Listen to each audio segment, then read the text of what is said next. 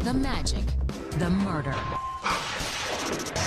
For the next 2 hours, we'll retrace the most horrifying murders that helped make this town infamous. Crime scenes, forensic experts, celebrity friends. Choked her unconscious, banged her head on the floor. And perhaps the most chilling, the killers themselves. You people just don't understand. Jesus.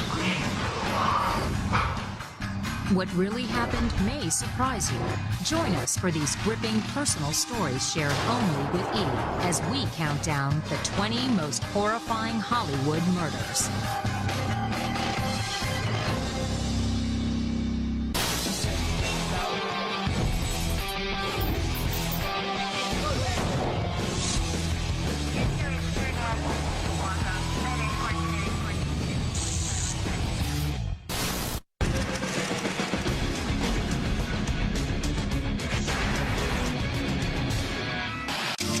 On the outside, they seemed like the perfect Hollywood couple. But behind closed doors, she struggled with substance abuse, and he tried to keep their marriage from falling apart. Number 20, the murder of Phil Hartman. I can suddenly become Jack Benny or John Wayne. By 1998, comedian Phil Hartman hit his stride in television and movies. I want to touch people's lives, and I want to be liked by a lot of people. We laughed at him, whether we were laughing at his face on Saturday Night Live or we were laughing at his voice on The Simpsons. But Phil's wife, Bryn, didn't completely share his joy. For years, she put her acting career on hold to be a stay-at-home mom. Bryn began taking antidepressants. She had bit parts in a couple of movies and TV shows, but it just was never going to happen for her. And by Phil's growing attention and growing popularity and fame, it was just eating away at her. There was a dirty little secret that Bryn Hartman was living with, and that was her addiction to prescription and other drugs. And Mr. Hartman was very upset over this, and they argued over it. On May 27, 1998, Bryn went out for dinner with a girlfriend. She left the restaurant around 9:45 p.m. Sometime before 3 a.m., Bryn returned home. Whether she and Phil argued is unclear, but at some point, Phil fell asleep in their bedroom. Bryn Hartman, at some time in the early evening, after the children had gone to bed, pulled a gun out. Bryn pointed the gun at Phil and fired 3 shots. The fatal wound to Mr. Hartman was a gunshot wound to the head, and he had 2 additional wounds, one of which was considered non-fatal. The other was considered a potentially fatal wound. Bryn Hartman was a drug addict and a cocaine addict. So somebody who's in a drug-induced state has no control over their impulses, is profoundly depressed. I mean, this is a woman who was very lost. The Hartman children were still asleep down the hall. Bryn Hartman left her residence and drove to the residence of a longtime friend, Ron Douglas. Bryn told Douglas that she shot Phil. After he discovered that she was in the possession of a handgun, he ultimately agreed to follow her back to her residence. Bryn and Douglas returned to the Hartman home. When the gentleman got there and he actually saw that Mr. Hartman was deceased, he then got on his cell phone and called the police. I think there's been a shooting here. Okay, do you see a victim? Yeah. Before the cops arrived, Bryn barricaded herself in the master bedroom. Moments later, Bryn picked up a second gun and lay down next to the body of her husband. She held the weapon to her own head and pulled the trigger. It appears to be a murder-suicide. Mrs. Hartman died of a self-inflicted gunshot wound. Mrs. Hartman was in bed, sitting up in bed with her back against the headboard before she had taken her own life. The homicide-suicide is devastating to the public, and it's something that, as a member of the media, you look at it and say, my God, how can this happen? And then you see these LAPD officers quickly carrying these kids out of that home. It is a tremendous tragedy for 2 young children to lose both parents at the same time. Police later learned that Bryn's blood alcohol level was 0.12, well above the legal limit. Mrs. Hartman had the trace of prescription medication known as Zoloft in her system and also tested positive for cocaine use. Sometimes combinations of drugs that are found may often interact and cause erratic behavior. She was clearly an unstable person to begin with. That fueled with drugs and booze, I mean, that's what sent her over the edge. Phil Hartman doesn't tell everybody, my wife's an addict. My wife has these major problems. So when she does this act, it comes out of the blue. Phil Hartman's life ended at the age of 49.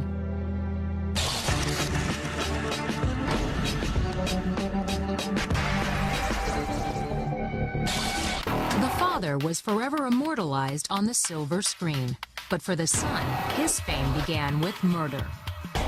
Number 19, the case of Christian Brando. Christian Brando, son of movie legend Marlon Brando, barely knew his famous father. The boy was shuttled between his bickering parents until the age of 13, when Marlon won sole custody. Being the son of Marlon Brando was never going to be easy, and being the daughter of Marlon Brando was not going to be easy either. Christian Brando wanted to give his younger sister, Cheyenne, the protection and love that he never had. They were probably the closest of his sisters and brothers. They had something special. On May 16, 1990, Christian and Cheyenne had dinner in Hollywood. Cheyenne told her brother that Dag Drolet, the father of her unborn child, hit her. I do believe that she manipulated her brother, and to say things like, Dag was abusive to me, Dag hit me, and it just escalated. He thought he had to protect Cheyenne, I think. Anger went right through his mind. Christian had been drinking, and according to Cheyenne's statement, her brother was looking for a fight. When Christian drank, he blows his top, his temper. He's got a very bad temper. I wanted to bust him in the chops. I wanted to knock him out. Okay, what was the reason that you wanted to do that? Because he beat up our little sister, but she's 4 months pregnant. He then went over to a house he was living in with his girlfriend in Hollywood, got a gun, went up to the Brando place where Dag Drolet was staying with Cheyenne Brando. Christian arrived at Marlon's house in the Hollywood Hills and had a brief conversation with his father. I want to know what she said. I want to know what he said. Believe me, Pop, you don't want to know. And he got up and left the room. Christian went to the living room to speak to Dag. Cheyenne told police she saw Christian holding a gun, but she assumed the men were just playing and left them alone. Moments later, she heard a shot. Marlon ran to the room and found a terrifying scene. I saw Dag lying there. And I tried to get hold of myself. And I felt his pulse on his neck. He still had a pulse. And I breathed into his mouth. And I called 911. The bullet entered Drolet's left cheek and exited through the back of his head near the base of his neck.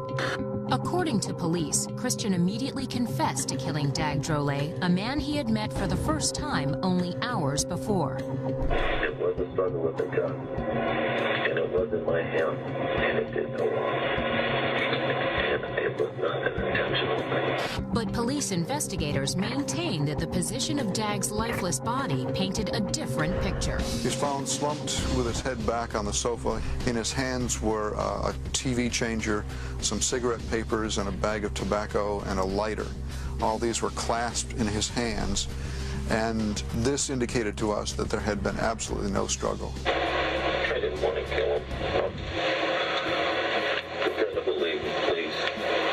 No way would I better do that. I got too much to lose. Dag Drolet was never given any attempt to defend himself. Someone marched in, leaned over, and fired a gun through his face. At trial, the presence of Marlon Brando caused a media frenzy. Marlon tried to change the focus of the case from Christian to him.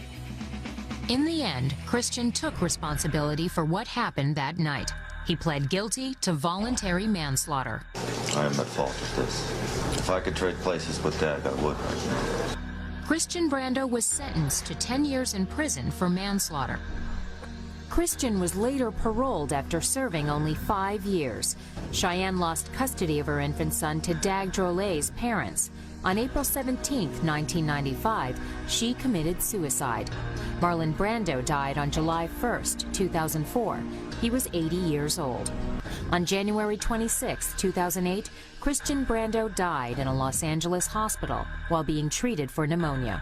Christian Brando was 49.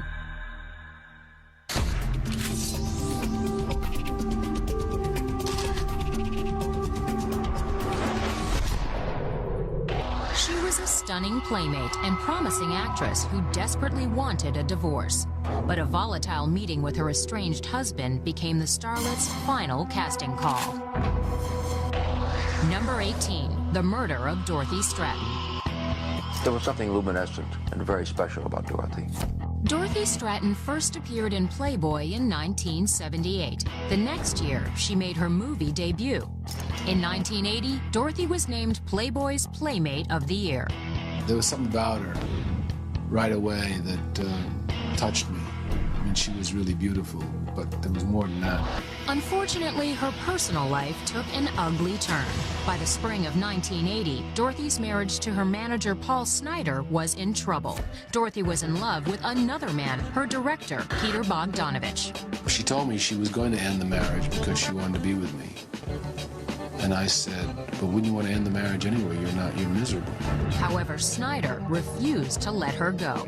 He wanted to make sure that if she was going to be a star, he was going to go along for the ride. And when he couldn't, and he realized he wasn't going to, then nobody was going to have her, and she was going to wind up dead. Just before noon on August 14th, Dorothy arrived at their West Los Angeles house to discuss a divorce. At some point, the meeting turned violent. Around 11 o'clock that night, Paul's roommates returned home. At some point, I opened the door, and what met my eyes was the horror of two dead bodies. They were both naked, and Dorothy was draped over the right side of the bed. Police speculated that sometime just before 1 p.m., Paul strapped Dorothy to a sex chair. Dorothy Stratton at one time was laid face down on the slant board with her head closest to the floor, and it would appear that she was held in that position by medical tape. That's when Paul pointed the barrel of a Mossberg pump-action 12-gauge shotgun at her cheek and fired a round. And also blew off the tip of one of her fingers. The blood was all over the curtains and the walls. It was a hell of a thing. She had some post-mortem abrasions to her forehead, knees, and her left shoulder. The fact that they're post-mortem indicates that there was some manipulation of her body after her death. Police say that within a half hour of murdering the love of his life, Paul Snider turned the gun on himself. He was 29 years old. Dorothy was just 20. The Dorothy Stratton case, to this day, remains one of the scariest cases in Hollywood crimes, because this is a woman who did nothing to deserve being shot by her own husband. Coming up, jealousy and rage end a promising career. And was it greed or revenge that led to this infamous phone call? I'm sorry, tell my parents. Were they shot? Yes.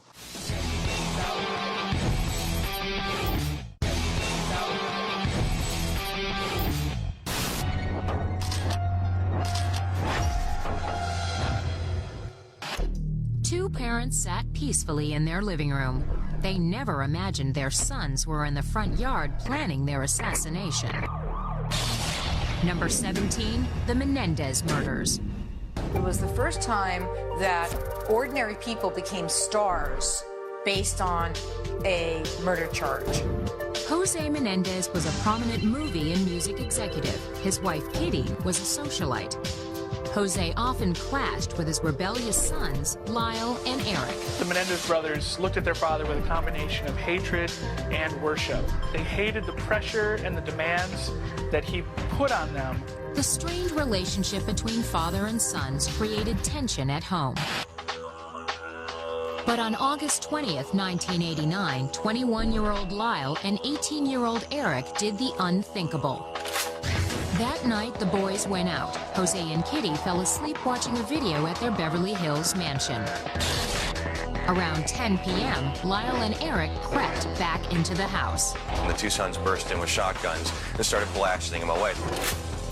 Lyle fired at Jose, hitting him in the left elbow and right arm. Then Lyle placed the gun against the back of Jose's head. They ran out of ammunition, and they had to run back out to their car and reload their weapons. Went back in, put the gun into their mother's face, point blank, and pulled the trigger. The Menendez brothers carefully gathered the shell casings, leaving only the dead bodies of their parents for the cops to find. They ditched their clothing, ditched their blood, ditched the blood-stained clothing and guns, returned to the house, pretended to have stumbled on the crime scene for the first time. And at 11:47, Lyle made that very famous 911 call to the Beverly Hills Police Department. What's the problem? I'm trying to kill my parents. They were shot? Yes. Who is the person that was shot? My mom and my dad. Your mom and dad? My mom and dad. The boys were frantic and hysterical. And then if you listen to the 911 call, it's extremely disturbing.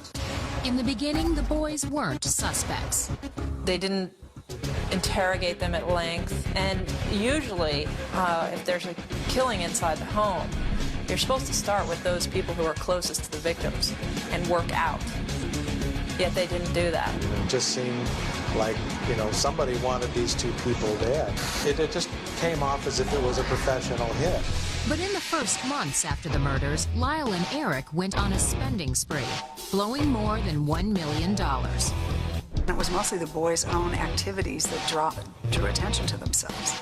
If they'd flown under the radar, who knows what would have happened. Eventually, Eric, the younger of the two, started feeling guilty, and he blabbed to a psychiatrist that they were the ones that did it, and the whole thing fell apart. Lyle and Eric were arrested in March 1990. They pleaded not guilty. In fact, they give a statement. They fired a gun. So really, you don't be a genius to figure it out. And the case is whether or not that's a self-defense. In court testimony, Lyle and Eric claimed they were the victims, not Jose and Kitty. My dad had been molesting me. They developed what's known now as the abuse excuse. They claimed that they were being sexually violated, abused by their father. Well, very often with parricide, and that's when a child kills their parents, there is a history of abuse. And so they kill off their parents in an attempt to stop the abuse from happening. I think before the Menendez case, we felt as a culture that nearly everybody who claims that they're abused probably were. Well, then along came the Menendez, who had killed not only the dad, who they say had abused them, but the mother, who never abused them. That's the kind of shocking fact, I think, made the jury take a step back and say, wait, we need to really examine this abuse excuse.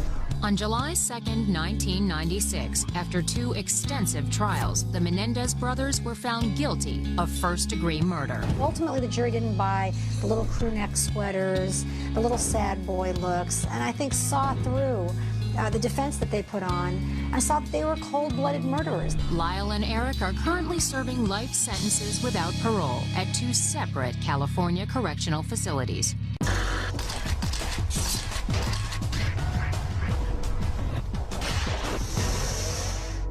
A beautiful young actress with a promising career, a jealous ex-boyfriend with a volatile temper, one fatal encounter. Number 16, the murder of Dominique Dunn. Dominique Dunn was destined to enter show business. Her father was author Dominic Dunn, and her brother was actor Griffin Dunn. In 1981, Dominique's acting career was in full bloom. The future co-star of Poltergeist was about to hit the big time. She was a young, aspiring actress. She had an innocence about her that was amazing. That same year, she met executive chef John Sweeney at a birthday party. The two quickly became inseparable. And Sweeney was known as having a hot temper, and a lot of Dominique's friends didn't really care for him very much. By the summer of 1982, Dominique became the target of Sweeney's violent outbursts. Sweeney beat the crap out of her. She thought she was going to die. He choked her unconscious, banged her head on the floor, did all this. I was absolutely blown away. I couldn't believe it. On October 30th, Dominique told Sweeney their rocky relationship was over for good. He did not take the news well. That night, Dominique was at her Hollywood home rehearsing scenes with actor friend David Packer. Sweeney arrived at the front door. According to the police report, this is what happened next. She leaves her friend inside, goes out, and they get into this fight. Mr. Packer said he then heard loud noises and loud conversation coming from the front porch. At some point, Sweeney lost it, lunged at her. They fell off the porch, onto the side, into the bushes, and he had his hands around her throat. Started choking her here. She started screaming. He then went next door, down this driveway. All the time going down this direction, he's choking her. But to me, the shocking thing was that someone could have been inside the house, heard her scream, I believe, and didn't go out and do anything to try and stop it. The police report states that Packer came outside and saw Sweeney kneeling over Dominique in the next-door neighbor's yard. At that point, John Sweeney told him to call the police and commit a terrible crime. At 8:52 p.m., a frantic David Packer called the police. Sweeney stayed at Dominique's side, trying to give her resuscitation. At some point, the police arrived and plucked him out from the driveway. Police reports state that Sweeney told the deputies, "I've killed my girlfriend." You know, it's a very personal way to kill someone because you're really looking right at them. However, Dominique was still alive. Following the attack, she slipped into a coma. Then she's on life support for like almost a week. And the family finally, after this agonizing week, decided to pull the plug. On November 4th, 1982, Dominique Dunn died, just 3 weeks shy of her 23rd birthday. Something like this should not happen to a girl like that. It was extraordinarily shocking. This was one of those obsession cases. If her boyfriend couldn't have her, she couldn't have life as well. Sweeney was charged with murder, but during the trial, his lawyers claimed Sweeney killed Dominique in the heat of passion. On November 10th, 1983, he was found guilty of involuntary manslaughter. Sweeney was sentenced to 6.5 years in prison. It is without a doubt the worst trial that I've ever participated in 30 years. I was absolutely stunned when I heard the verdict. I was furious. I was enraged. Sweeney served less than 3 years. I think she had tremendous potential, and I think she was a very special girl. It's really incredibly sad, and it's our loss. Coming up, a horrifying murder that continues to haunt Hollywood.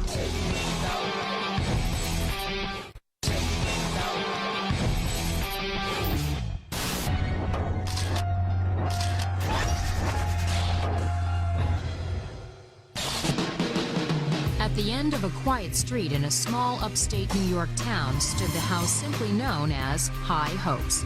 Inside lurked a troubled young man, Ronald Butch DeFeo. More than 30 years later, his actions still haunt us through countless books and films. Number 15, The Amityville Murders. The town of Amityville is a small community. It's about 9,000 people. I mean, you're basically talking upscale living right on the shore. After a lifetime of hard work, Ronald DeFeo Sr. moved his wife and 4 children from Brooklyn to their dream home. But the dream was only a facade. It was a dysfunctional family at the height of all this turmoil that led up to the murders. The father was out of control. He was beating the children, beating the wife. On the night of November 13th, 1974, fueled by a potent cocktail of booze, drugs, and self-pity, Butch decided it was time for the abuse to stop. Well, what he does, he goes up and grabs one of the guns and proceeds to walk into his mother and father's room and sticks the gun up and boom, shoots his father several times. The mother just is startled by the gunshots, and then as soon as she looks up, he shoots her. The boys were next. 11-year-old Mark was killed instantly. 9-year-old John was not so lucky.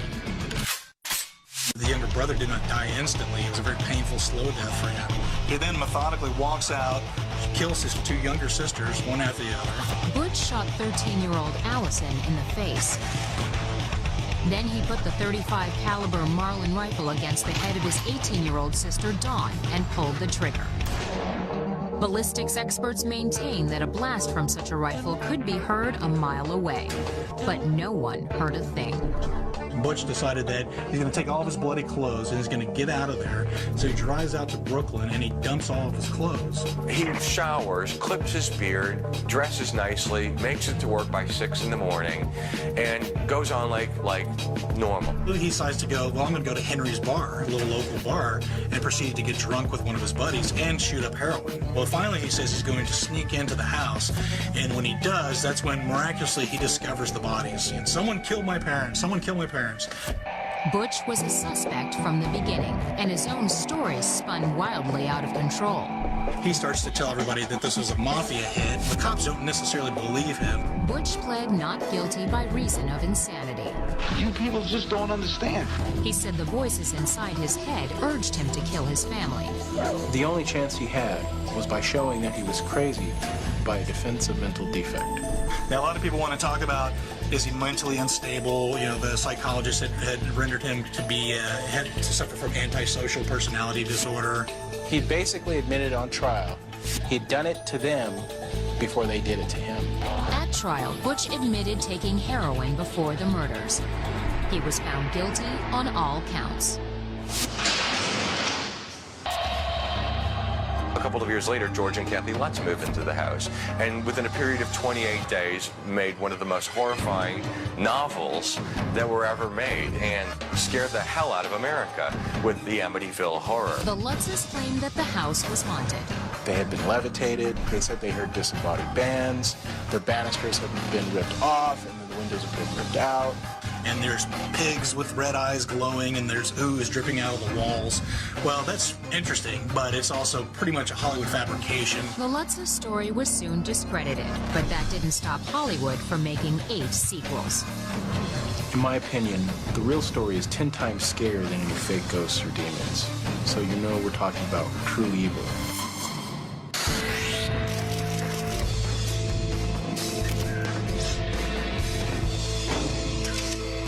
In 1983, a legendary R&B singer moved in with his parents to try to heal their troubled home. Within 6 months, he was dead at the hands of his father. Number 14, the murder of Marvin Gaye.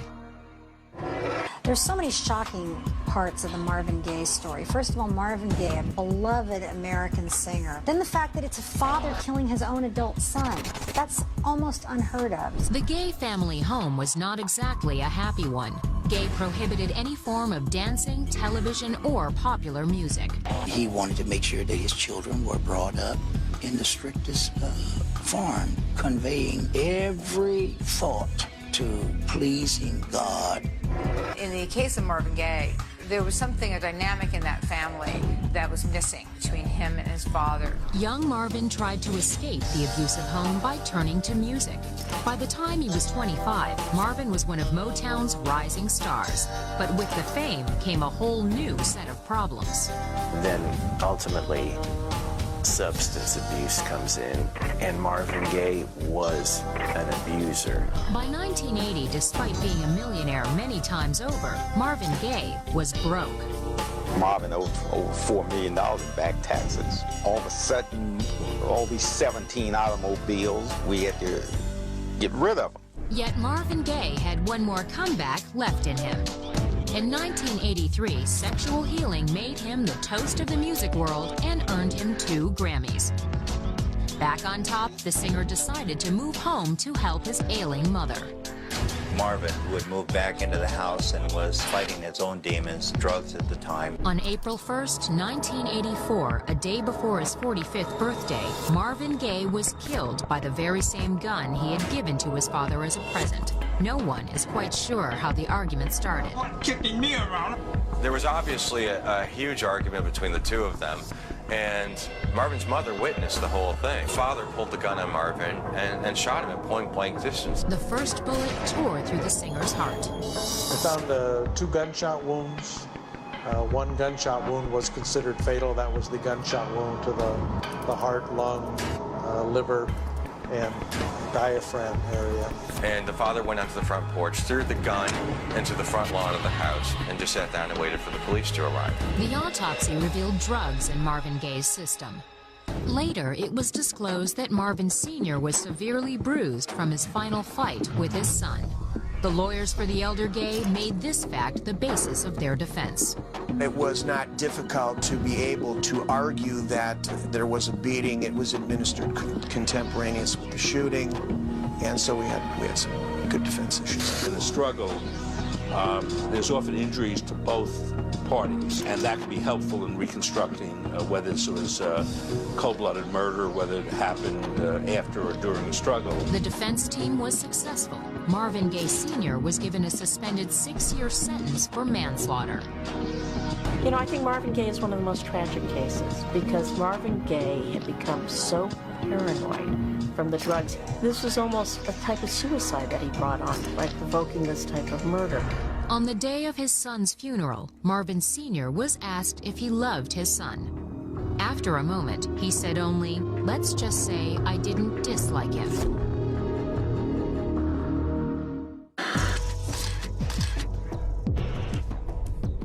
She was a wannabe celeb who would do anything to grab the brass ring. But once she got what she wanted, someone viciously took it all away. Number 13, the murder of Bonnie Lee Bakley. The wife of actor Robert Blake had a checkered past. Bonnie Lee Bakley was a huge celebrity wannabe. She had actually a black book in which were names of every major star in Hollywood that she was hoping to get to. Then more information came out that she had scammed other men, that she had left a trail of tears behind her in her life. She led a very complicated life, selling pornography through the mail and breaking a lot of hearts and scamming people. Bonnie met Blake in 1999 at a birthday party. By the fall, she was pregnant with his child. Rather stormy relationship that was well known and well documented through their friends and through family. Despite their rocky affair, Bakley married the former Beretta star in November 2000, 3 months after the birth of their daughter. They didn't have a normal marriage. They didn't live in the same house. She was out by the pool in the pool house. The marriage continued to struggle, but on the night of May 4th, 2001, the couple decided to have dinner together. Robert and Bonnie went to their favorite restaurant in Studio City, California. At 8:30 p.m., Blake parked his car next to a dumpster by a construction site a block and a half from the restaurant. Blake brought along his pistol. They were having dinner at Vitello's restaurant in Studio City. He was eating his own dish. They have a dish on the menu, the Robert Blake pasta dish. Around 9:30, Bonnie and Robert finished dinner and headed back to the car. According to the police report, Blake said he forgot his gun and went back to the restaurant to get it. He says he left his gun at the booth. So he goes to the booth, can't find the gun, and he goes back out to the car. The police report continues to say that when Blake returned to the car, he found Bonnie bleeding to death from gunshot wounds. Now, that short span of time, if somebody wants to murder her, have to follow them and knows exactly the location, knows exactly he's going to walk away back to the restaurant. So this window of opportunity is very narrow. Blake ran to a nearby home and called 911. Paramedics arrived and raced Bonnie to the hospital, but she was DOA. Had multiple gunshot wounds, one gunshot wound to the right cheek, which was considered fatal wound, and one gunshot to the right shoulder, which was considered potentially fatal. Police grilled Blake for hours after the murder and searched his home. Blake maintained his innocence, but according to police, evidence began to mount. Turns out that Robert Blake collects guns, and they happen to find this rare German gun in the dumpster a couple of blocks away that happens to be the murder weapon. In April 2002, after an 11-month investigation, police arrested Blake for the murder of Bonnie Lee Bakley. When Bonnie Lee Bakley was murdered, the initial assumption was it has to be Robert Blake. It has to be her own husband, especially when information came out that he really didn't like her. The trial lasted 3 months. Bonnie's shady lifestyle was brought into question. And there's other people that she's finessed and finagled money out of, have reason to want to come after her. And so the specter of reasonable doubt is so high in that case. Bonnie Lee Bakley is a perfect example where the focus wasn't really on what occurred, but who she was, what she was like. and what her private and personal life was. On March 16, 2003, Robert Blake was found not guilty. No one else has been charged for Bonnie's murder. I thought that was the perfect example of a highly professional lawyer doing an extraordinary job of creating reasonable doubt. In November 2005, in a civil trial brought by Bakley's children, the jury found that Blake had intentionally caused Bonnie's death. Her children were awarded $30 million in damages. Some people said in Hollywood, if you kill your wife, you don't have to go to prison, you just have to pay a fine. Up next, hundreds of witnesses, several shots fired, an iconic rapper dead, and not a single arrest. Who wants to be the snitch?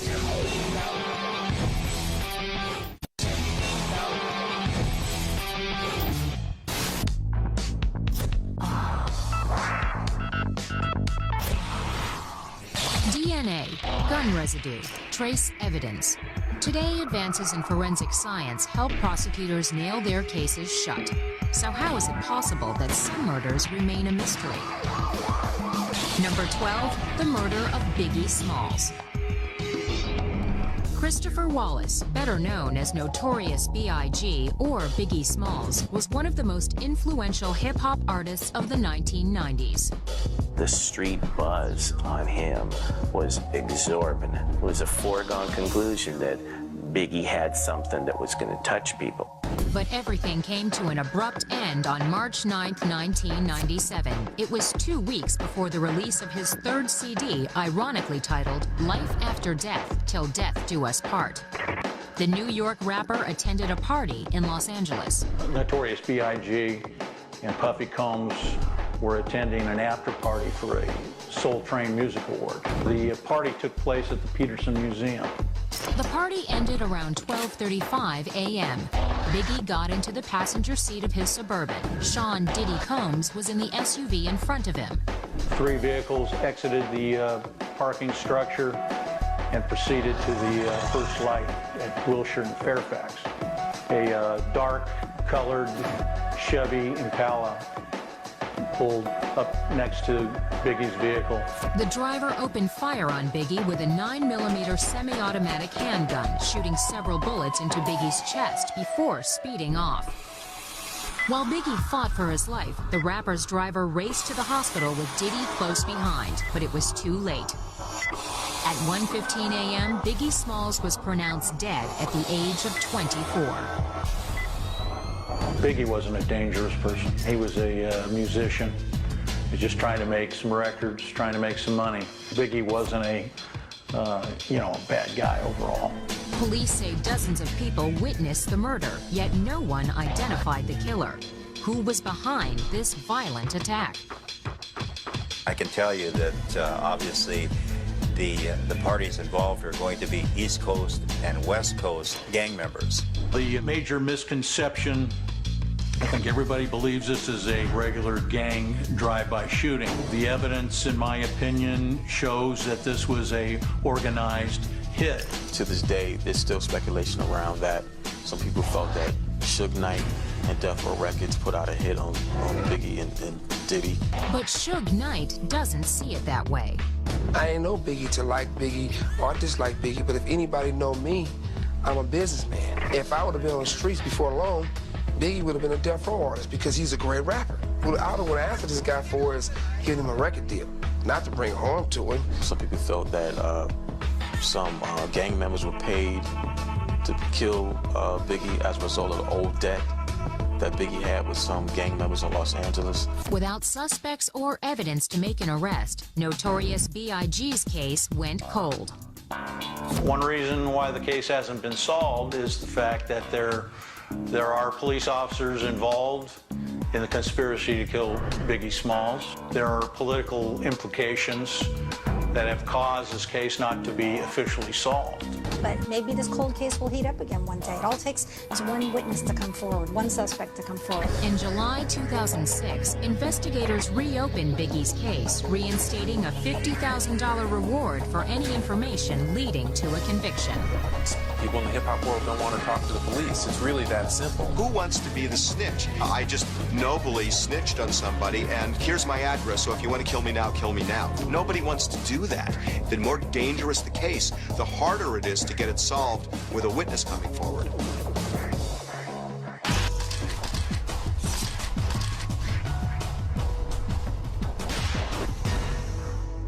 On July 15, 1997, a world-famous designer bought his morning paper.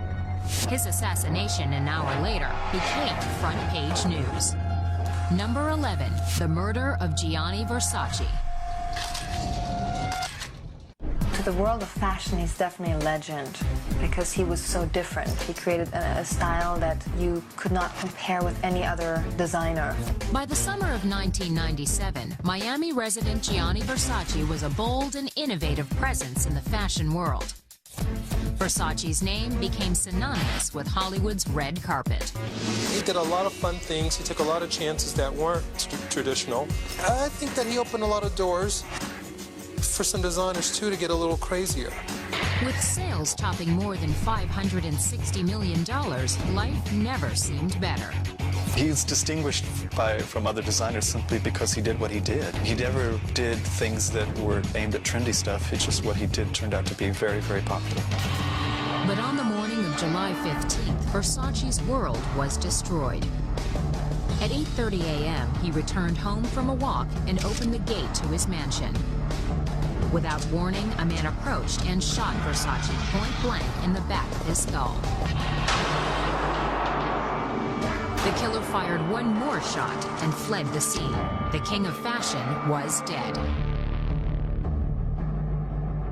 Friends inside the house raced out and discovered Versace's lifeless body lying in a pool of blood. I was actually notified right away because I was on my way to work when this call came out, so I heard it on the radio come out. I didn't know it was Versace at the time, but I heard the call of shots fired and the person running from the scene, and I heard all of our troops responding. The news about Versace's murder spread quickly. I mean, when you finally understand what really happened, it's just very sad. It was horrible. And then I left for Europe the next day, so I saw it worldwide, the worldwide upset of this. Within a few days, police suspected Versace's death was linked to a bloody trail of other murder victims in Minneapolis and Chicago. Evidence from all 5 slayings pointed to a man named Andrew Cunanan, an elusive con artist on the FBI's 10 most wanted list. Andrew Cunanan, in addition to having probably some sociopathic tendencies, had a lot of rage. In the case of the serial killer, obviously, they become more empowered every time they do it. 8 days after Versace's murder, a tip led Miami police to a houseboat where Cunanan was hiding out. But as police were closing in, the serial killer took his own life, putting a gun into his mouth and pulling the trigger. He would have been so overwhelmed with shame for his actions that I think that from then on it would have become a total self-loathing, self-hating existence of desperation. So why did Cunanan target Versace?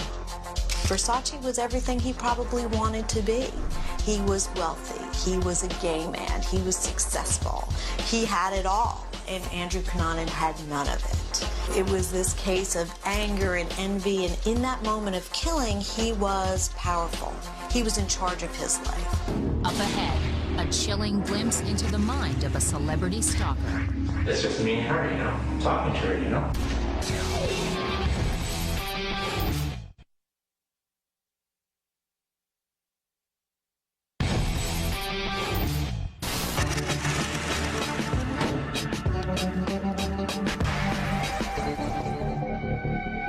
Hogan's Heroes star Bob Crane was a beloved TV actor.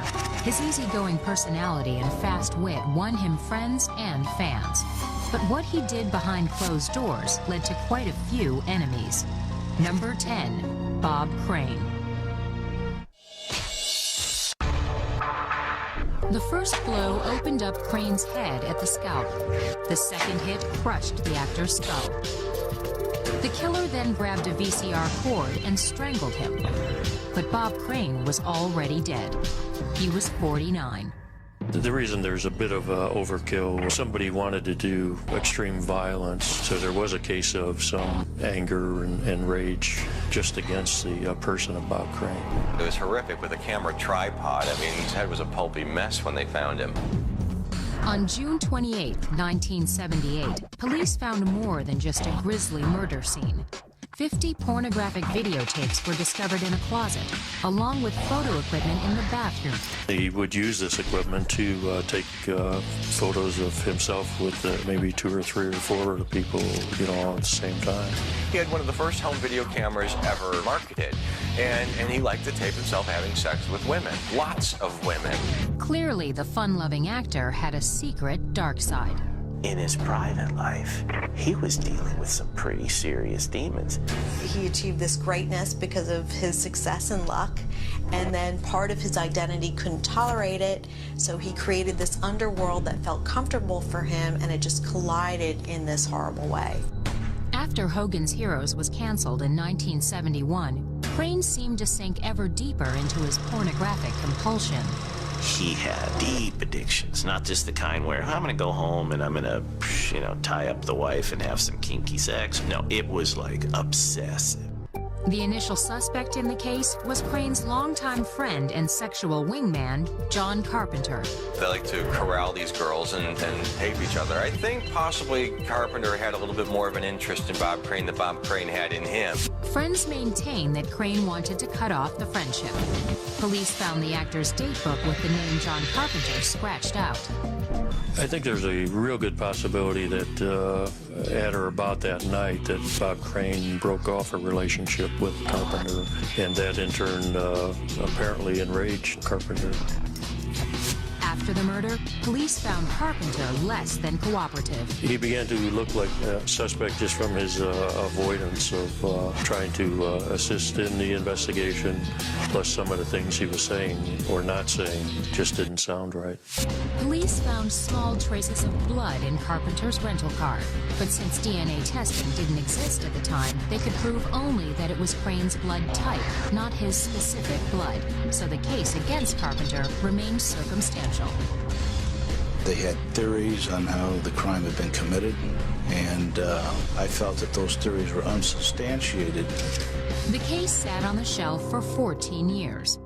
That is until police found overlooked photos that showed blood and what looked like brain matter in Carpenter's car. John Carpenter was finally charged with killing Bob Crane. I mean, you have the blood inside of the car. The blood type matched Bob Crane's. You had the tissue in the photograph that appeared very similar to the types of tissue from the bloody crime scene that was found on the pillowcase. All of those things together, we thought was going to convince a jury. The evidence proved inconclusive. On October 31st, 1994, he was acquitted. Carpenter died 4 years later at the age of 70. There are no other suspects, and the case remains unsolved.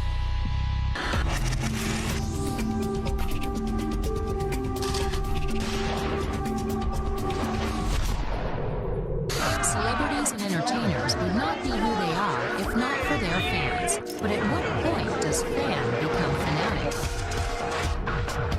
Number 9, the murder of Rebecca Schaeffer. Rebecca Schaeffer is a horrifying Hollywood story because this is innocence gunned down.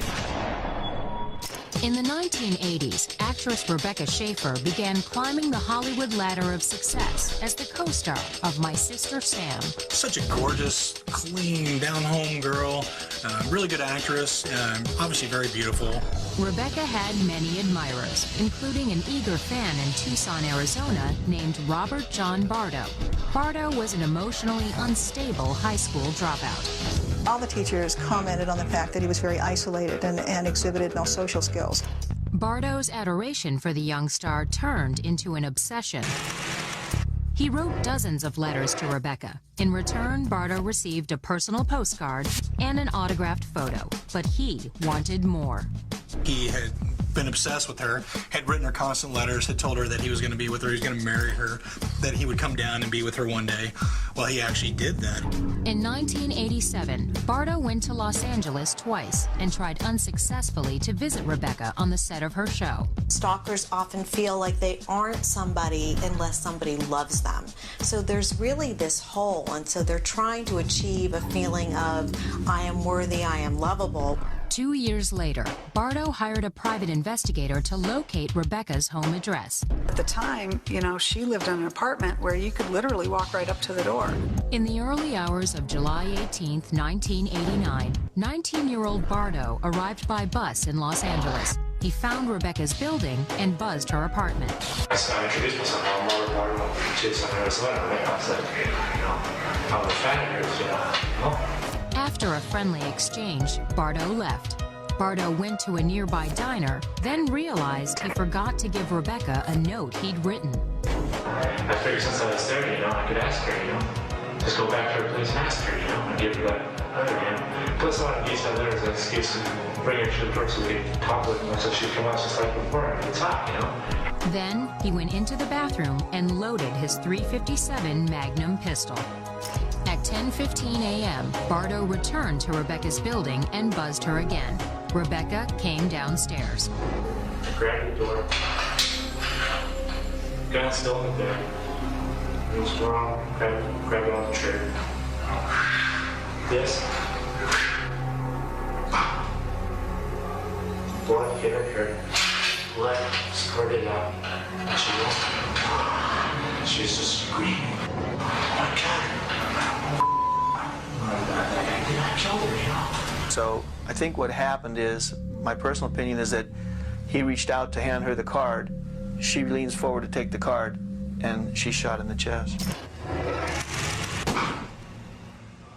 Bardo took off running. I just couldn't deal with it anymore. A neighbor called the police. 30 minutes later, Rebecca Schaefer was pronounced dead at a nearby hospital. The next day, Bardo was found in Arizona and taken into custody. He ran away afterwards, really expecting to be caught on the way. He was waiting for the great result that would come after the attack, and it didn't come. So now he gets back to Arizona, and he acts in a way that will predictably bring attention to himself. He walks around in the middle of traffic. He makes no denials about what he's done. In October 1991, Robert John Bardo was convicted of homicide in the first degree. He was sentenced to life in prison without parole. It's why stars are afraid. It's why people run into nightclubs and people, you know, zoom into their gates and have these gates shut. Hollywood can be a very scary place.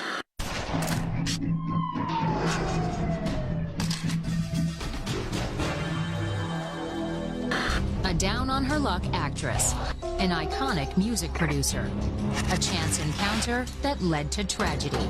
Number 8, the death of Lana Clarkson. Lana Clarkson was tall and beautiful.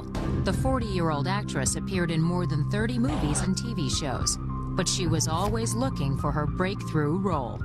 She took a job as a hostess at a very popular club. Many, many actresses do that because you meet people who can help your career. On the evening of February 3rd, 2003, Lana was working at the House of Blues on the Sunset Strip when she met legendary rock and roll producer Phil Spector. She was titillated by celebrity, and Phil Spector was a celebrity. Here's a very eccentric record producer who worked with John Lennon, and he worked with the Ronettes. Spector ordered a cocktail and a bottled water. He gave Lana a $450 tip and a ride back to his mansion. We don't know what happened behind those walls, but evidently somebody snapped. According to the initial police report, Spector's chauffeur was outside when he heard a gunshot. This is what he told the cops. Phil Spector comes out with a gun in his hand, says, I think I killed her. The chauffeur called the police. When they arrived, the cops found Lana Clarkson dead from a single gunshot wound to her mouth. A blue steel .38 Colt revolver lay under her left leg. Of course, a single gunshot, not necessarily it's a homicide. So sometimes the media report not really represent the fact. That could be a suicide, could be an accidental death. Police found teeth scattered on the floor. In my experience, most people who commit suicide with a firearm via the mouth typically place the barrel of the weapon inside their mouth and pull the trigger. They tend not to fire the weapon through clenched teeth. Police had to subdue Spector with a taser and cuff him while they searched his home. They found a blood-soaked cloth on the bathroom floor and a wet hand towel on the sink. Spector initially told police he shot the actress accidentally. Later, he officially changed his story and said Clarkson killed herself. Don't forget, Spector said, yeah, she was shot. The big issue was it accidental? Did she pull the trigger, or did he intentionally kill her? The coroner ruled the death a homicide. 9 months after the shooting, Phil Spector was charged with Lana Clarkson's murder. He pled not guilty. We try not to talk about anything extraneous to it, let the report speak for itself, and let the case go through the court, and give Mr. Spector the benefit of the doubt and let him have his day in court. He got it. Spector's trial began in April 2007. 5 months later, jurors reported they were deadlocked and unable to reach a verdict. The judge declared a mistrial. Prosecutors then announced plans to retry Spector. Coming up, porn, drugs, and a brutal murder scene.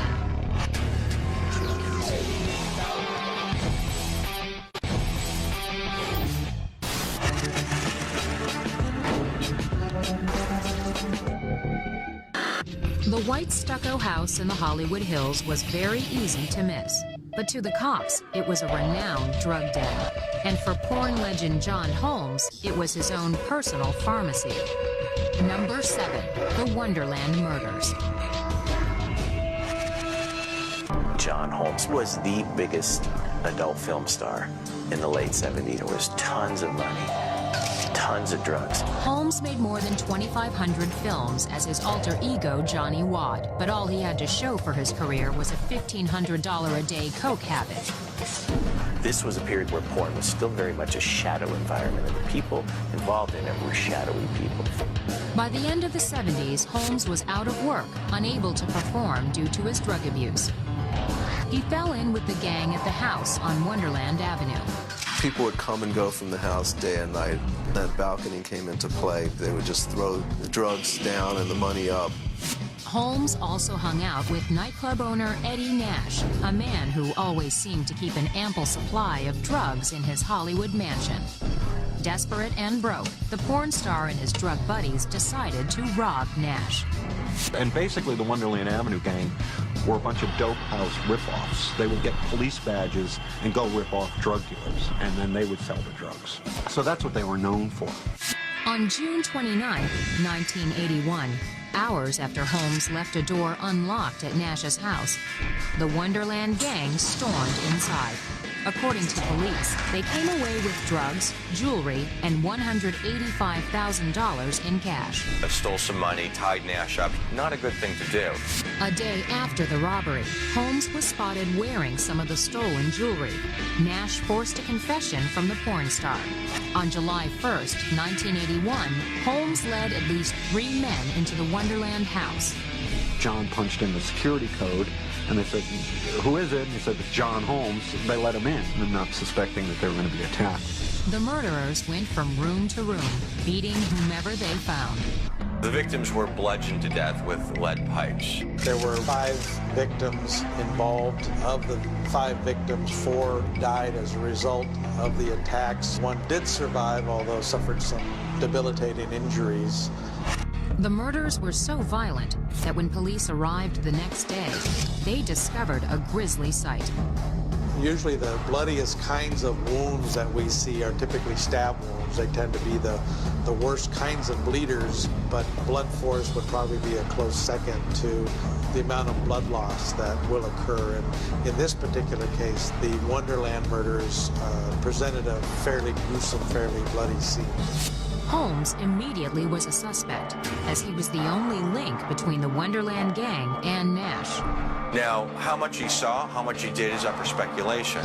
There are those that say that he was made to watch the murders and to get his hands dirty. They did find, I believe it was a bloody palm print on the wall from one of the victims' blood, and that involved him. In 1982, Holmes was tried for the murders, but his lawyers argue that he was just another victim. Holmes was acquitted.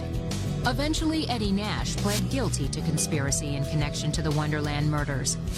He served just 31 months in prison. For John Holmes, he escaped prison time, but life didn't get better for the porn legend. He started to do gay films for money to feed his drug habit. And that's allegedly where he contracted the AIDS virus. John Holmes died on March 13, 1988. John Holmes was kind of the embodiment and the consequence of what happens with that kind of a culture. That's what was going on the Sunset Strip. That's what was going on in Hollywood. That's what was going on in America.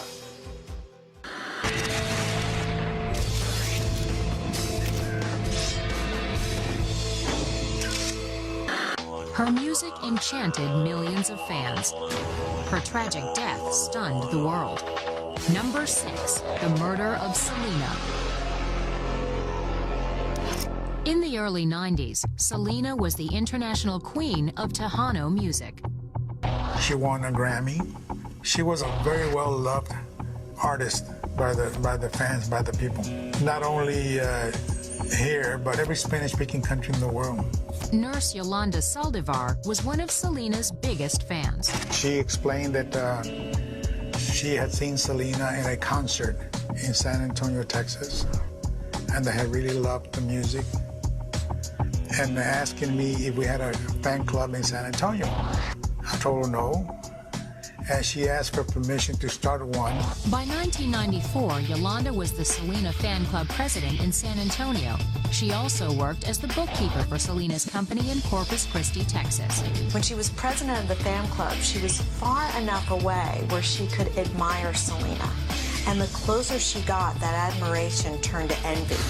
But in March 1995, Selena's father fired Yolanda, accusing her of embezzling money. I found a yellow manila envelope, a big envelope. In it was the last quarter of the Selena fan club statements from Bank One in San Antonio. And I started finding other documents in there that I knew at that moment that there was some money being taken from the fan club. Sometime during the next few weeks, 34-year-old Yolanda purchased a gun. On the morning of March 31st, Selena met up with Yolanda to tie up some loose ends in Saldivar's hotel room.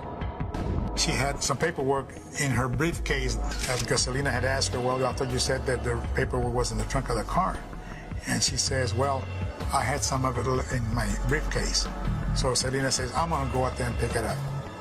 Around 11:40 a.m., Selena and Yolanda began to discuss missing company records. Soon after, Selena opened the door to leave. Yolanda pulled out her pistol and shot Selena in the back. And Selena ran from the door of the motel room all the way to the lobby.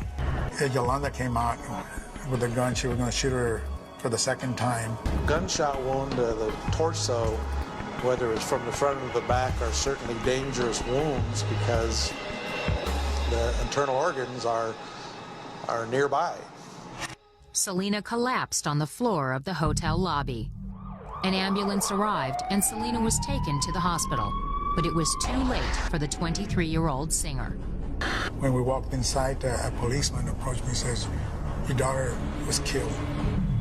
I mean, just abruptly like that, just shocked me. Meanwhile, Yolanda got into her pickup truck at the hotel. Police surrounded the vehicle. She held the gun to her head and threatened to commit suicide. The first 2 hours, she's crying and saying, my God, I killed my friend. And then 2 hours later, she changed her story. It was an accident. It was an accident. 9 hours later, Yolanda finally stepped out of the truck and was arrested. In October 1995, 6 months after the shooting, Yolanda Saldivar was convicted of first-degree murder. She was sentenced to life in a maximum security prison. Yolanda will be eligible for parole in 2025. Well, you never heal from it. You know, it's a wound to the heart that will be there till you die. You learn to live with it. Anybody that has lost a child out there, they know what I'm talking about. Coming up, 2 gruesome deaths, 2 unsolved murders. You come forward, there's no guarantee you're going to be around long enough to be a witness in the case.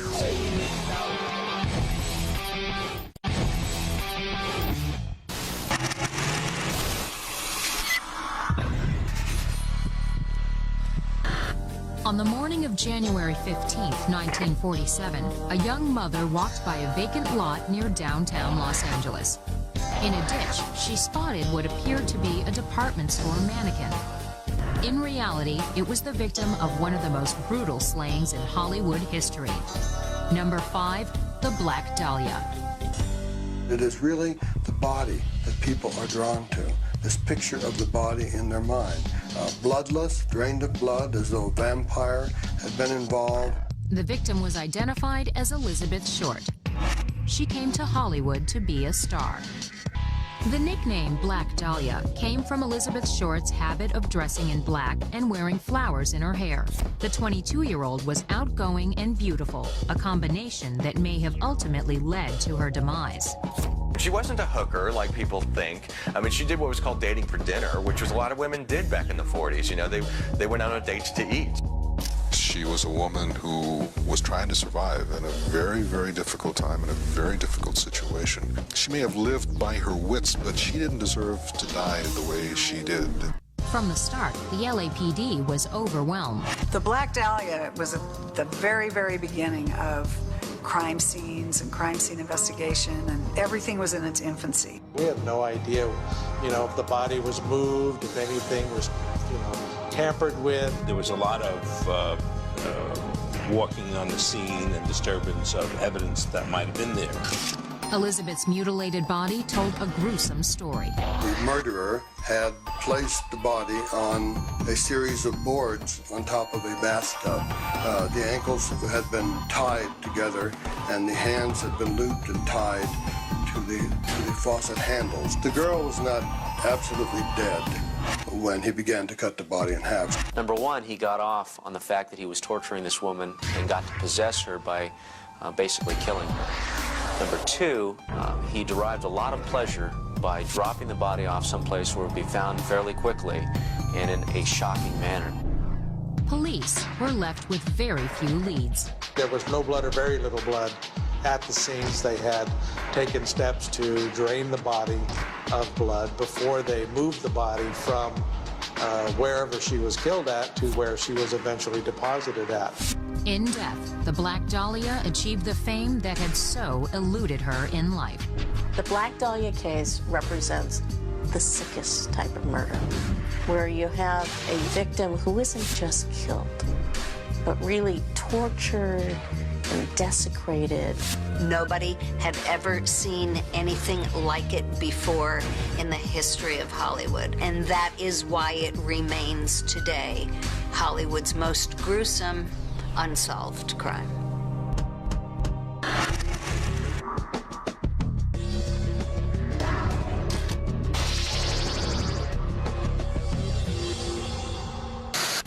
He was gunned down in his prime at a busy Las Vegas intersection with hundreds of witnesses.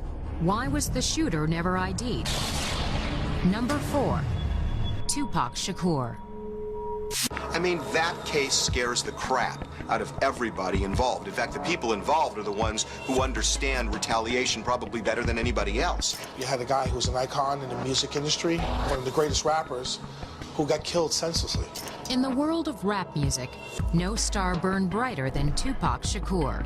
You know, Tupac represents not only, a controversial figure, but Tupac is somebody who's complex, both volatile and also radical.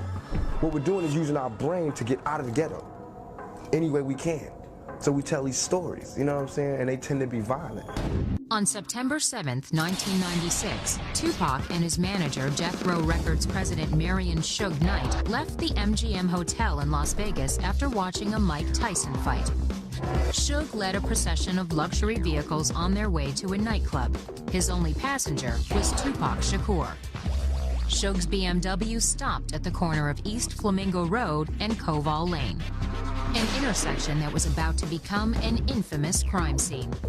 There was another car that pulled up alongside them, and some individuals began firing at the car, hitting Tupac several times. Suge Knight, I believe, got grazed, and Tupac went to the hospital. The shooter sped around the corner and disappeared into the chaos of the Las Vegas Strip, never to be seen again.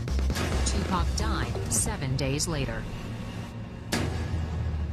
You had 10 vans full of guys when Tupac got shot. None of them came forward. These are not the people that go, hey, let me tell you what I saw. You know, frankly, you come forward, there's no guarantee you're going to be around long enough to be a witness in the case. LA gang unit cops quickly pointed the finger at a man Tupac and Suge had confronted earlier that night, a known LA gang member named Orlando Anderson. Anderson was never formally charged with the crime. He was gunned down 2 years later at a Compton car wash. Well, a rapper-on-rapper killing is a lot like other gang killings, which is, you know, those witnesses don't want to come forward either. They'd rather deal with it in their own way. At some point, they'll bring their own type of justice. They don't even trust the system. To this day, those who know who killed Tupac aren't talking. It is a misconception when cases are unsolved that the police don't know who did it. A lot of times they do know who did it, and they just don't have enough evidence to arrest them.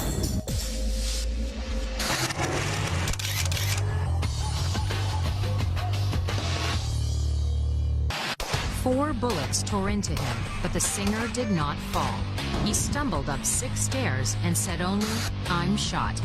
Number 3, the murder of former Beatle John Lennon. John Lennon was the embodiment of peace and harmony and nonviolence. He was a symbol for changing the world, and it was so expressed brilliantly in his music. John Lennon loved walking the streets of New York. He enjoyed fans approaching him for autographs. One such fan was Mark David Chapman, a failed charity worker turned suicidal obsessive with a history of mental problems.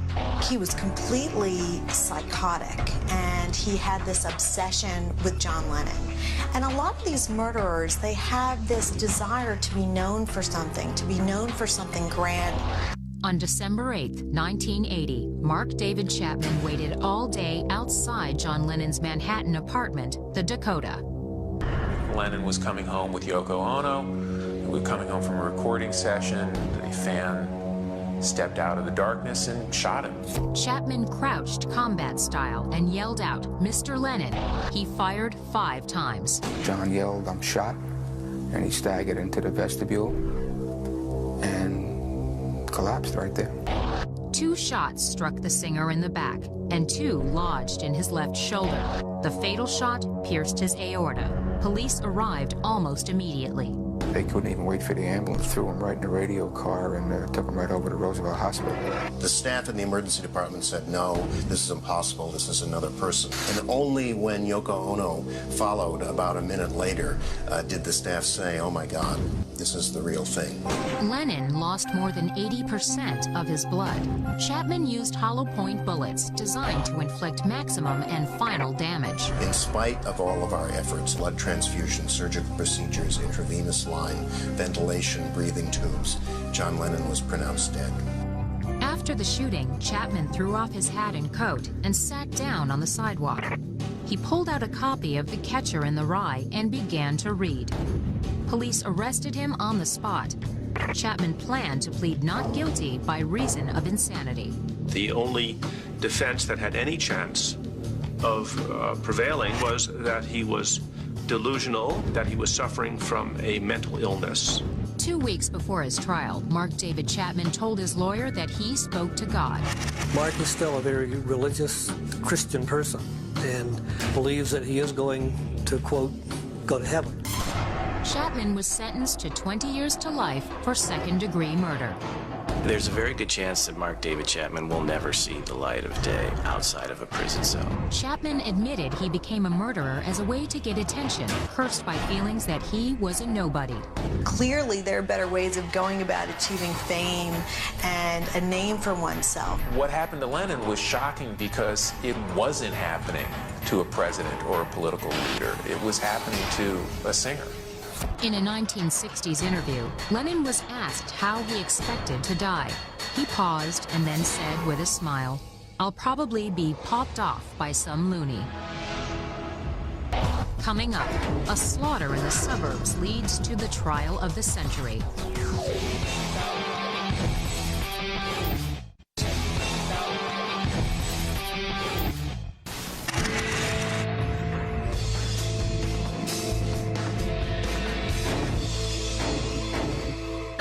She was a California beauty trying to escape the shadow of her famous ex-husband. He was an all-American guy trying to become a movie star. Their brutal killings stunned the nation. Number 2, the murders of Nicole Brown Simpson and Ron Goldman. On the surface, Nicole Brown and O.J. Simpson seemed like a happy Hollywood couple, but behind closed doors, the marriage was troubled. I saw pictures of Nicole Brown Simpson beat up. I heard that 911 call, the transcript of that she saved in a safe deposit box, and I know she was a victim of domestic violence. Nicole and O.J. divorced in October 1992. They continued to raise their children together, living in the same Brentwood, California neighborhood. This is a very important part of their lives, was to keep up a cordial environment so that their kids would try to grow up in a healthy manner. But for Nicole, everything came to an end on the night of June 12, 1994. Around 7 p.m., Nicole had dinner with her children and her mother at Mezzaluna Trattoria in Brentwood. So she returns home. Her mother calls and says she left her glasses behind at Mezzaluna restaurant. And so Nicole calls the restaurant, and one of the waiters agrees to bring the glasses over to her house. The waiter was Nicole's friend, Ron Goldman. When he left, he said to me, he said, do you want me to call you? And I said, yeah, you can call me or I'll call you. And he said, great. And then he walked one way and then walked another. And the last words that I ever heard from him was, I'll see you later. Goldman arrived at Nicole's condo around 10:15 p.m. Mr. Simpson came out of the condo to let Mr. Goldman in the gate, and at that point is when they were attacked. According to the autopsy reports, an assailant stabbed Ron 11 times with a knife at least 6 inches long. During the struggle, the killer cut Ron multiple times on the neck and scalp and struck him with a blunt object on the back of his head. He was basically cornered in a very small area. He was unarmed, and you really, as hard as you fight, eventually, especially with the loss of blood, you lose acuity and you pass out. And as hard as he fought, he really had no chance because he couldn't get away. The killer also attacked Nicole. What happened with Nicole Simpson, she had a cut of the neck that went down to 2 inches to the bone. If you sustain a cut that deep, you're pretty much not going to survive because you can't breathe. You're bleeding out. It's fatal. Nicole was stabbed 7 more times in her neck and scalp. She was also struck on the back of the head. Police found 25-year-old Ron and 35-year-old Nicole dead on the front steps just after midnight. Anytime you have somebody stabbed or shot or bludgeoned multiple times, your first indication that somebody was very angry, that this is a crime of passion. You have to love a person a great deal to keep injuring the person after death, and that's part of the rage reactions. In the days that followed, investigators discovered a bloody glove, bloody shoe prints, and other suspicious items at the murder site. Both these victims were stabbed. It was a very personal thing, and for that reason, I'm sure it led the investigators to think that quite possibly it was a domestic situation. According to police reports, O.J. Simpson became the prime suspect. There was his blood all over the crime scene. There was the victim's blood in his car. There was a mountain of forensic evidence. On June 17th, a warrant was issued for O.J.'s arrest. That afternoon, Simpson and his longtime friend Al Cowling led police on a now famous low-speed car chase in his white Bronco. O.J. eventually surrendered at his Brentwood home. In January 1995, Simpson went on trial for the double homicide. The case became a media circus. At this time, do you wish to enter a plea guilty or not guilty? Not guilty. It touched on all these issues of race, of celebrity, of wealth, of popularity in our society. It had something for everyone, in essence. And I don't mean to talk about it in such a detached way, but I think for all of us, that's what it became. It became something other than the fact that, this man was on trial for murder. It became a cultural moment, a phenomenon. If it doesn't fit, you must acquit. The O.J. Simpson-Nicole Simpson case was, at least in my memory, the most watched event in the history of pop culture. On October 3rd, 1995, nearly 100 million people tuned in to hear the verdict.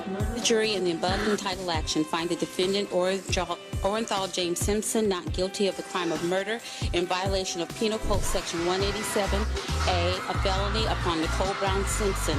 I think the O.J. verdict happened, the acquittal, because one, O.J. could afford to have a whole team of fabulous lawyers. Second of all, you had O.J. Simpson. He was an all-American hero. People didn't want to believe he could commit such a crime. No one else has been arrested for the murders. Regardless of what happened, I don't think anybody came out a winner. Yeah, he's not in jail, but, his life is turned all the way around. It's just one big tragedy. Under the law, he was acquitted. Then he went on to the civil trial. In the 1997 civil trial, O.J. Simpson was found liable for the killings. O.J. was ordered to pay the victims' families $33.5 million. The most terrible thing about the case is that no one's paying for it.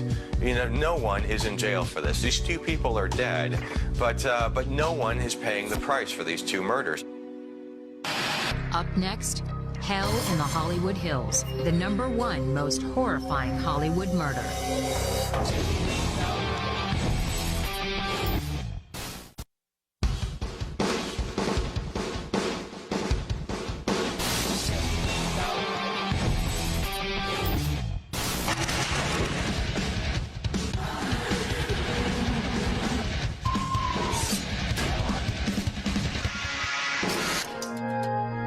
On the night of August 8, 1969, 4 people broke into a secluded house in the Hollywood Hills. One of the intruders announced, "I am the devil and I have come to do the devil's work." #1, the Manson murders. No case had more prominent victims that were totally innocent, that were absolutely slaughtered by this cult element.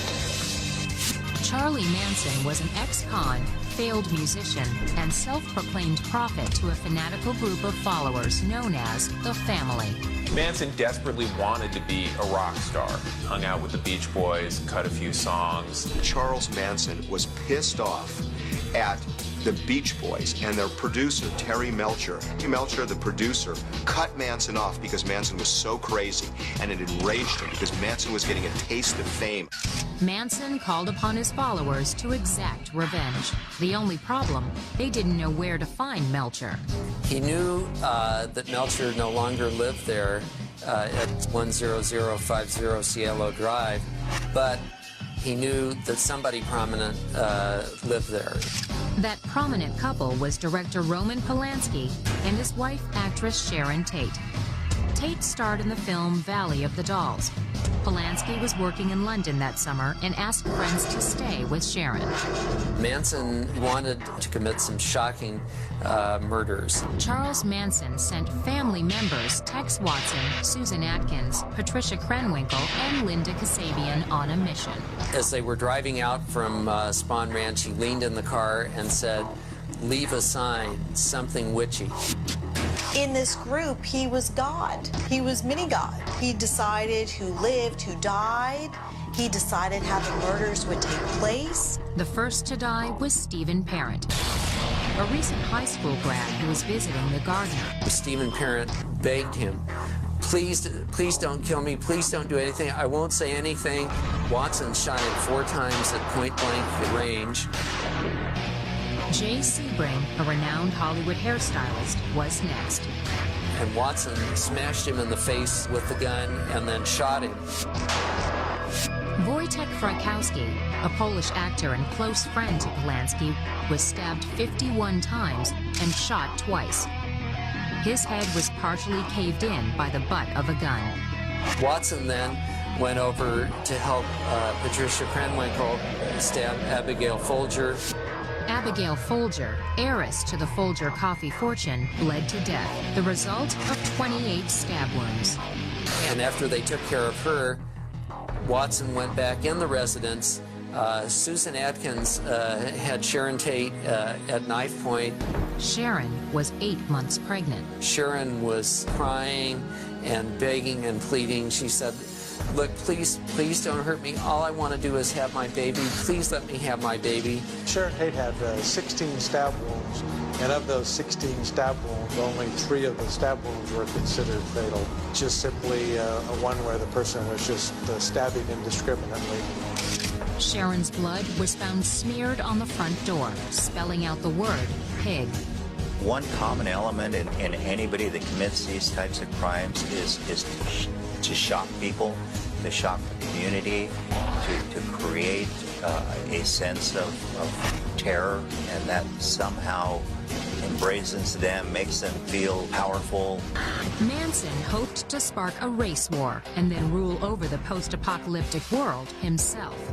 Charlie Manson's Helter Skelter was a war that the Manson family were going to start between the blacks and the whites. Manson was going to jumpstart this war by making it appear like black people had done these murders. The next night, members of the family found 2 more victims, a Los Angeles couple, the La Biancas. The La Bianca killings the next night was again, I believe, a matter of convenience to kill them. It was just by chance, simply by chance. The killers used a fork to carve war into one of the bodies. The city of Los Angeles was in a state of shock.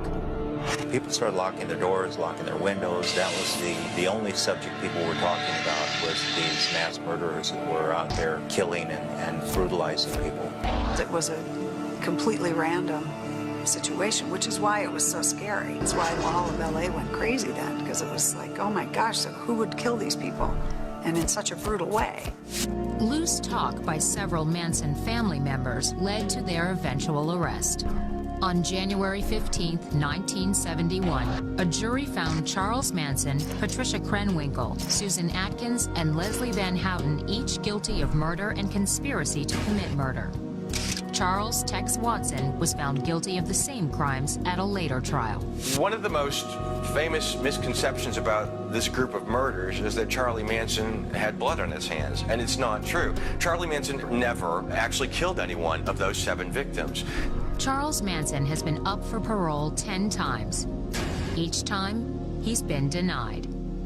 Over the past 3 decades, Charles Manson has become almost a symbol of what ultimate darkness and evil represent. These aren't people you would have initially thought of to be such cold-blooded murderers. That in itself is pretty darn scary.